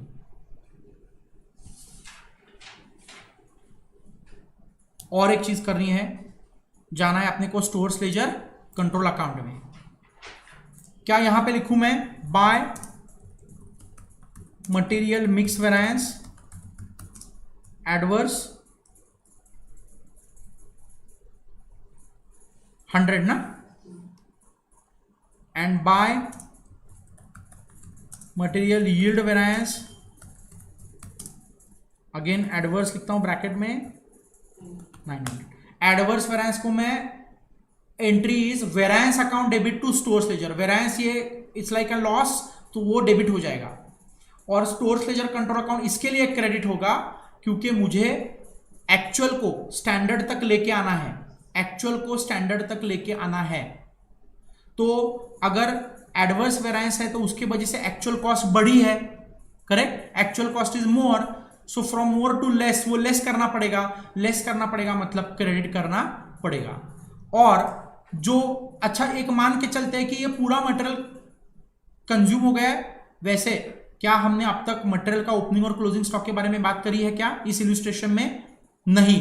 We are assuming that there is no opening stock no closing stock of material. लेकिन अगर है तो क्या करेंगे वो बाद में देखेंगे, फिलहाल हम वेरिएंस उसको समझते हैं। तो क्या स्टोर्स लेजर में से कहां पे ट्रांसफर होता है? नॉर्मली डब्ल्यूआईपी लेजर में ट्रांसफर होता है ना। स्टोर मटेरियल हम कहां पे ट्रांसफर करते हैं? डब्ल्यूआईपी में। तो WIP control account debit to, तो बाय डब्ल्यूआईपी कंट्रोल अकाउंट आप देखो this is going at standard cost जाएगा।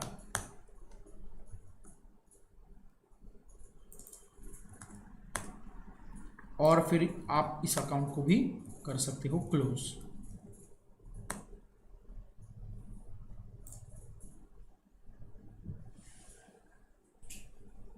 ये आप हाईलाइट करो if you want.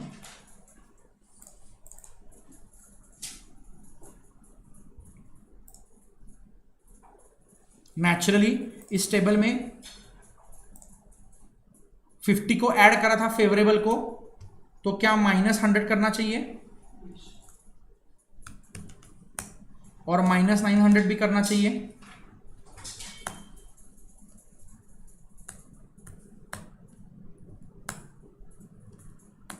It will B 3000।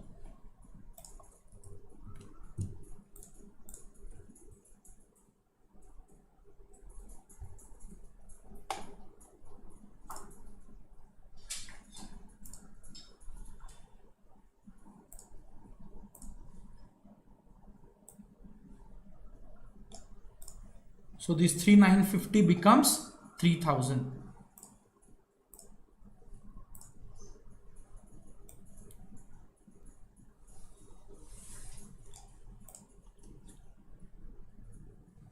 You want to show these arrows? You can show it.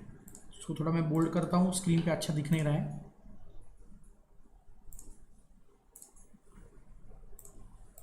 Now you'll be able to see. ठीक है। और एक इंटरेस्टिंग चीज यहां पे कैसे मूव होता है देखो।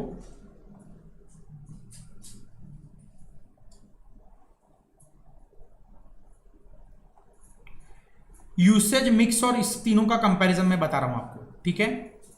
ये जो 250 पहले वेरिएंस में जो हमने स्टैंडर्ड लिखा है ना 250 250 और 300 350, आगे क्या होता है? ये 300 350 वैसे ही रहता है, ये 325 325 हो जाता है और ये 325 यहां पे आ जाता है नीचे, ये हट जाता है और ये जो ऊपर 250 250 है ये वापस नीचे आ जाता है। मतलब यू हैव 3 थिंग्स, पहले 1 और 2 कंपेयर करते हैं, फिर 1 और 3 और फिर 2 और 3, ऐसा करते हैं हम लोग। अगर आप जैसे जैसे सॉल्व करते जाओगे वैसे वैसे पता चल जाएगा। क्या फॉर्मूला को लिखे एक बार? पहले फॉर्मूला को लिख देते एक बार, चलो। हाँ, और इसमें आप चाहो तो आगे करने की जरूरत नहीं। This 325 now has become 250 and this 325 has also become 250। इसके बाद यहां तक लिखने की जरूरत नहीं। तो एग्जाम में नेचुरली ये तो हम नहीं करेंगे ना, ये चीजें हम नहीं करेंगे। तो ये 2 रो हमने ऐसे ही छोड़े थे इसके लिए, इलस्ट्रेशन के लिए। एग्जाम में वैसा हम नहीं करने वाले हैं। ये this is for our understanding that we have done. तो एक काम करते हैं, कैलकुलेशन में फॉर्मूला को लिखते हैं। चलो, क्या 3000, अच्छा फॉर्मूला लिखते वक्त मैं आपको 4 टर्मिनोलॉजीज बता देता हूं। 4 टर्मिनोलॉजीज बता देता हूं। स्टैंडर्ड क्वांटिटी को हम बोलेंगे एसक्यू। क्या बोलेंगे? एसक्यू। स्टैंडर्ड प्राइस को बोलेंगे एसपी। एक्चुअल क्वांटिटी को बोलेंगे एक्यू और एक्चुअल प्राइस को बोलेंगे एपी। बहुत ही सिंपल सी टर्मिनोलॉजी है। तो क्या ये 3000 is nothing but standard quantity into standard price? Do you agree? Minus 3950 is nothing but actual quantity into actual price. Yes or no? ये हो गया आपका फॉर्मूला मटेरियल कॉस्ट वेरिएंसेस का।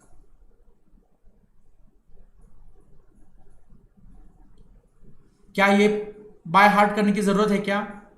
Total standard cost minus total actual cost, ये बहुत ही आसान ध्यान में रह जाता है। तो टोटल स्टैंडर्ड कॉस्ट का मतलब standard quantity into standard price, और टोटल एक्चुअल कॉस्ट का मतलब actual quantity into actual price. चलो प्राइस वेरिएंस के बारे में बात करते हैं। क्या ये 300 और 350 एक्चुअल क्वांटिटी है? हमने ली है।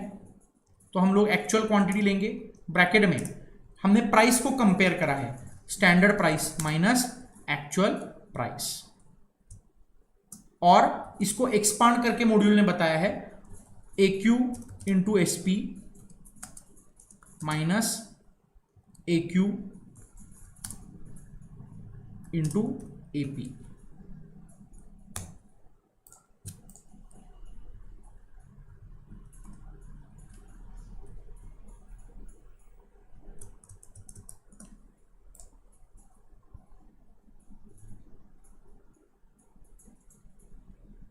Is it also a very easy thing? आपको क्या ध्यान में रखना है, प्राइस वेरिएंस का मतलब standard price minus actual price, price को कंपेयर करेंगे, लेकिन क्वांटिटी कौन सा लेंगे, लॉजिक एक्चुअल क्वांटिटी, क्योंकि price variance will arise for actual quantity. But एक बार प्राइस वेरिएंस कैलकुलेट कर लिया तो now my actual price has been converted to standard price, तो उसके आगे हर एक वेरिएंस के लिए मैंने स्टैंडर्ड प्राइस यूज करा, हमेशा स्टैंडर्ड प्राइस यूज करा है, ठीक है। तो मैं जाता हूं यूसेज वेरिएंस में, क्या मैंने स्टैंडर्ड प्राइस यूज करना है, और ये क्या है, स्टैंडर्ड क्वांटिटी है, और ये क्या है, एक्चुअल क्वांटिटी। हो गया।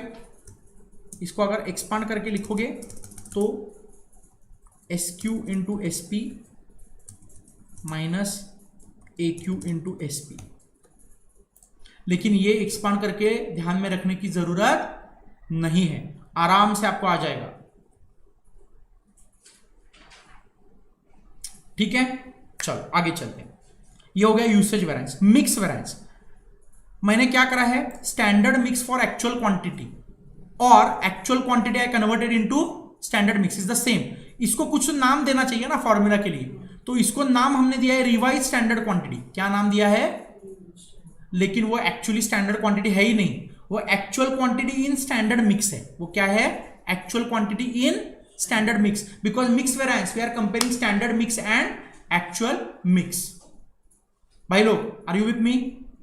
तो इसको अगर फॉर्मूला में लिखा जाए तो देखो नीचे, क्या ये 325 RSQ है और ये 300 and 350 एक्चुअल क्वांटिटी ही है, यस और नो? तो अगर इसको फॉर्मूला में लिखता हूं तो that is SP into bracket RSQ minus AQ।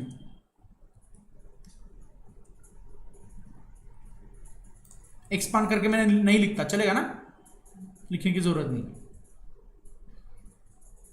Standard price into bracket standard mix versus actual mix.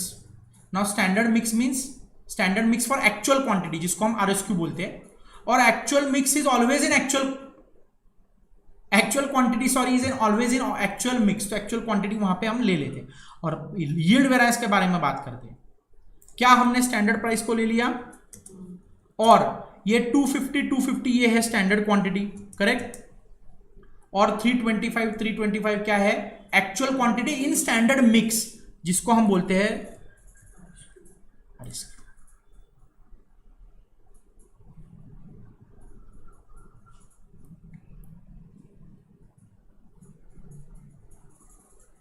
आपको क्या लगता है, is it easy to remember all the फॉर्मूले एंड डू द कैलकुलेशंस, और do the calculations and reverse बाद में formula को लिखना क्या इजी है? पहले कैलकुलेशन इजी है ना, ओके। तो एक काम करते हैं, आपको मैं ब्रेक दे दूंगा बिकॉज ये थोड़ा हेक्टिक हो जाता है मुझे मालूम है, लेकिन एक काम करते हैं, यील्ड वेरिएंस कैलकुलेट करने के और 2-3 तरीके हैं, ओके, और 1-2 तरीके just for our convenience. Our exam में आप एक ही तरीके से करो, इसी मेथड से करो, कोई दिक्कत नहीं, लेकिन और 1-2 मेथड से कर सकते हैं। तो आप अगर टेबल में जाओगे तो आप ये पता चल जाएगा, देखो ये मेरा इनपुट है 100 और आउटपुट कितना है 80, इसका मतलब मेरा लॉस कितना है 20 और फिर मेरा आउटपुट है 80। Do you agree? यस। थोड़ा सा इसको मैं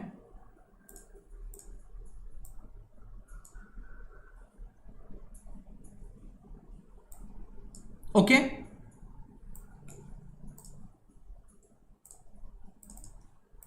सिमिलरली रिवाइज स्टैंडर्ड के लिए मैं लिखूं तो मेरा लॉस है 100 और आउटपुट है 400, लेकिन यहां पे आउटपुट 400 ही है, बराबर। तो लॉस कितना है?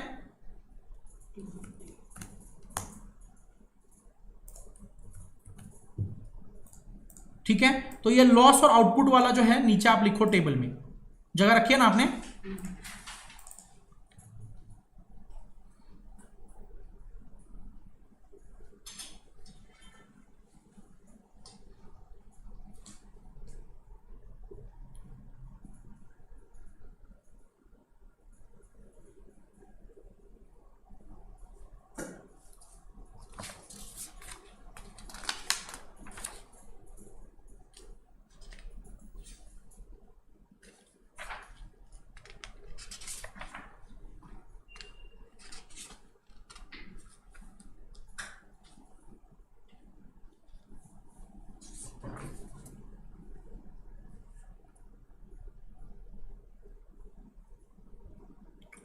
You understood this logic.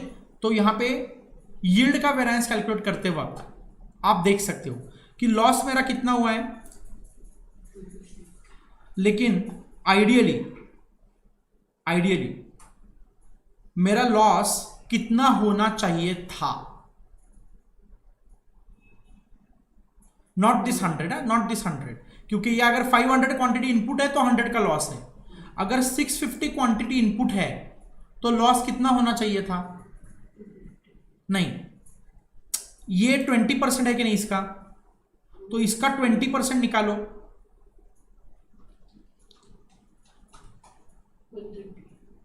130 का लॉस होना चाहिए था। Do you agree?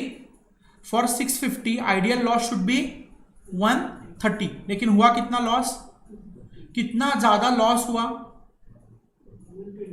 120 का लॉस मेरा ज्यादा हो गया। ओके, तो एक काम करो, now 2 things you calculate for me. First you calculate this 3000 upon 500, 6, very straightforward। मैं यहां पे लिख देता हूं 6, आप मत लिखो।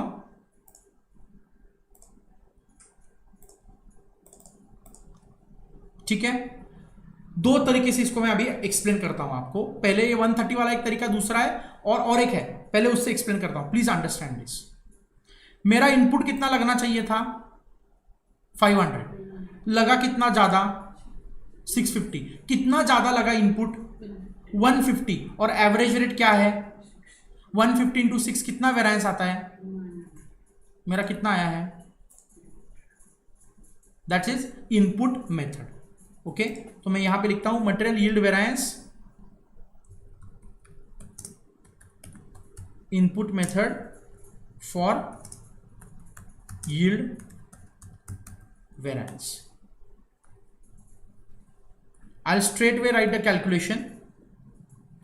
मेरा स्टैंडर्ड इनपुट है 500 for the same output, minus actual input है 650, बराबर, into average rate which is 3000 upon 600, sorry 500, 3000 upon 500, ये लिखो, you will get 900 ad. Just for our reference, ये एग्जाम में वैसे जरूरत नहीं होती, बट ये अंडरस्टैंडिंग कहीं ना कहीं तो हेल्प करेगा आपको।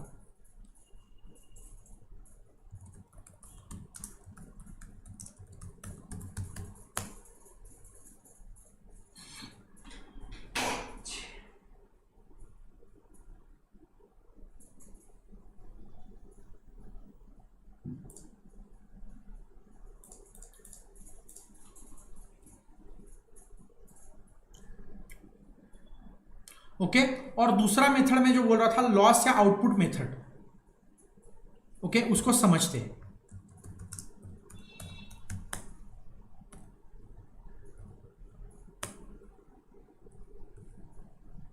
Tell me standard loss for 650 input, 650 into 20%, कितना होना चाहिए स्टैंडर्ड लॉस? हाँ, 130, और actual loss 250। So extra loss कितना हुआ? इसको ना आउटपुट का एवरेज रेट निकालना है। तो देखो ये मैंने इनपुट का एवरेज रेट लगाया 3000/500, इसको 3000/400 का, क्योंकि आउटपुट के हिसाब से मैं कर रहा हूं या लॉस के हिसाब से कर रहा हूं, तो करके देखो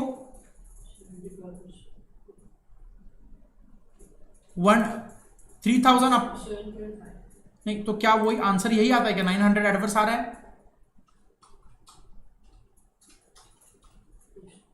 सो ये लिखो आप एक्स्ट्रा लॉस। सो नीचे एक सेकंड पहले मैं लिखता हूं, देखो वेरिएंस इज इक्वल टू 120 का लॉस हो गया बराबर, तो एडवर्स है ये तो तय है, into total standard cost 3000 upon standard output 400, मतलब output per unit of output standard cost कितना है, and this is has to be 900 adverse. This is another method, लिखो लॉस मेथड।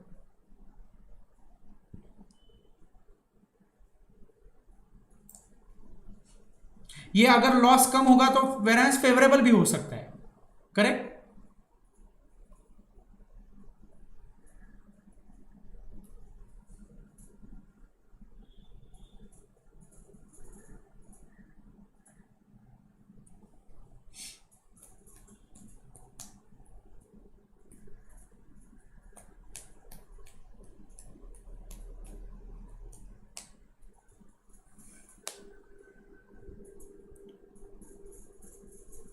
और लास्ट मेथड यही वेरिएंस कैलकुलेट करते हैं और break ले लेते हैं, ठीक है। और फिर वापस एक बार I will explain all the variances to you again quickly, और हम क्वेश्चन ही करेंगे और पता चल जाएगा कि अपन कर सकते कि नहीं कैलकुलेट, ठीक है। ये समझ में आ गई loss method,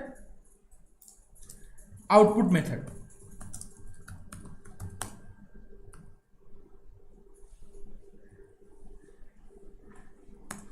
similar to this, okay. आप बताओ स्टैंडर्ड आउटपुट फॉर 650 इनपुट। देखो आइडियली अगर आप टेबल में देखो, आप अगर आप 100 इनपुट करते हो तो स्टैंडर्ड आउटपुट 80 होना चाहिए, तो 650 के लिए कितना होना चाहिए, उसका 80% निकालो। 650 इंटू 80%, जरा बताओ कितना आता है। हाँ 520 लिखो, ये होना चाहिए आपका स्टैंडर्ड आउटपुट। लेकिन एक्चुअल में कितना है, 400 है ना एक्चुअल में।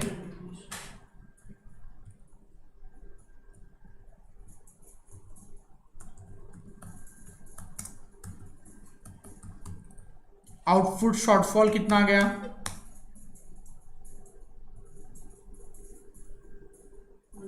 120, और उसके लिए अभी आउटपुट का ये सेम लॉजिक 3000/400, ये आउटपुट के लिए जो एवरेज रेट है वो है। देखो टेबल में 3000/500 इनपुट का एवरेज रेट और 3000/400 आउटपुट का एवरेज रेट, तो सेम कैलकुलेशन ही आ जाएगा। ये मैंने सिर्फ इसके लिए बताया है कि कहीं पे तो बहुत ज्यादा कॉम्प्लिकेटेड क्वेश्चन वगैरह रहेगा तो इस लॉजिक का कहीं ना कहीं यूज हो सकता है। लेकिन अगर ये बहुत ज्यादा डिफिकल्ट आपको लग रहा है तो आप सिर्फ इतने यहां तक याद रखो, ये इस फॉर्मूला तक याद रखना। ये मैंने जो कुछ एक्स्ट्रा आपको बता दिया है।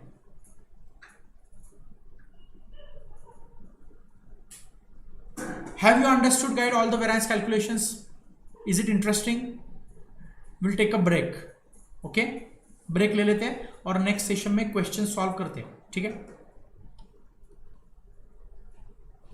ये हमने पूरा कर लिया ना, वैसे चार्ट हमने पूरा कर लिया, स्टोर्स लेजर कंट्रोल अकाउंट को पूरा कर लिया, ठीक है। Will take a break.